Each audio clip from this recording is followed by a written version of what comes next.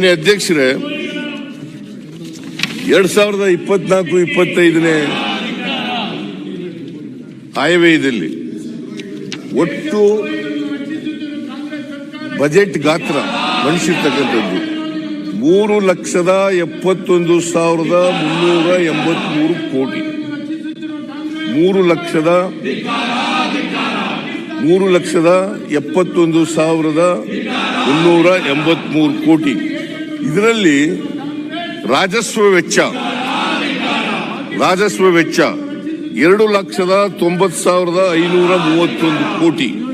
ರಾಜಸ್ವ ವೆಚ್ಚ 2,90,531 ಕೋಟಿ. ಬಂಡವಾಳ ವೆಚ್ಚ ಯಾಕಂದ್ರೆ ಮಾನ್ಯ ವಿರೋಧ ಪಕ್ಷದವರು ಮಾತನಾಡಿದ್ದಾರೆ, ಅಭಿವೃದ್ಧಿ ಶೂನ್ಯ ಗ್ಯಾರಂಟಿ ಯೋಜನೆಗಳಿಗೆ ಹಣ ಒದಗಿಸಿಕೊಟ್ಟಿರೋದ್ರಿಂದ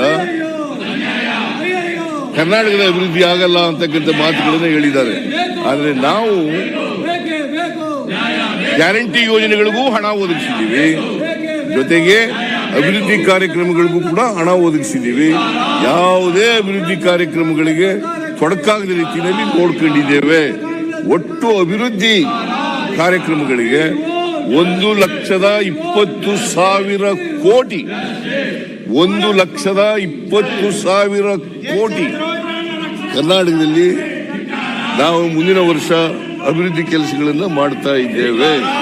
1,25,000 ಕೋಟಿ. ಅದರಲ್ಲಿ ಗ್ಯಾರಂಟಿಗಳಿಗೆ 52,009 ಕೋಟಿ ರೂಪಾಯಿಗಳನ್ನು ಇಟ್ಟಿದ್ದೇವೆ. ಅದು ಇನ್ನೂ ಹೆಚ್ಚಾಗಬಹುದು, 56,000 ಕೋಟಿ ಆಗಬಹುದು. ನಾವು ಈಗ ಬಜೆಟ್ನಲ್ಲಿ ಪ್ರೊವೈಡ್ ಮಾಡಿರ್ತಕ್ಕಂಥದ್ದು 52,009 ಕೋಟಿ ರೂಪಾಯಿಗಳನ್ನು ಇಟ್ಟಿದ್ದೇವೆ. ಇನ್ನು ಉಳಿದಂಥದನ್ನ 1,20,000 ಕೋಟಿನಲ್ಲಿ ಇನ್ನು ಉಳಿದದನ್ನ ಅಭಿವೃದ್ಧಿ ಕೆಲಸಗಳಿಗೆ ಕೊಟ್ಟಿದ್ದೀವಿ. ಅದರಿಂದ ಅವರು ವಿರೋಧ ಪಕ್ಷದವರು ಏನು ಆಪಾದನೆ ಮಾಡಿದ್ದಾರೆ, ಗ್ಯಾರಂಟಿಗಳಿಂದ ಅಭಿವೃದ್ಧಿ ಕೆಲಸಗಳಿಗೆ ಕುಂಠಿತ ಆಗಿದೆ, ಅಭಿವೃದ್ಧಿ ಕೆಲಸಗಳು ನಡೀತಾ ಇಲ್ಲ ಅಂತಕ್ಕಂಥದ್ರಲ್ಲಿ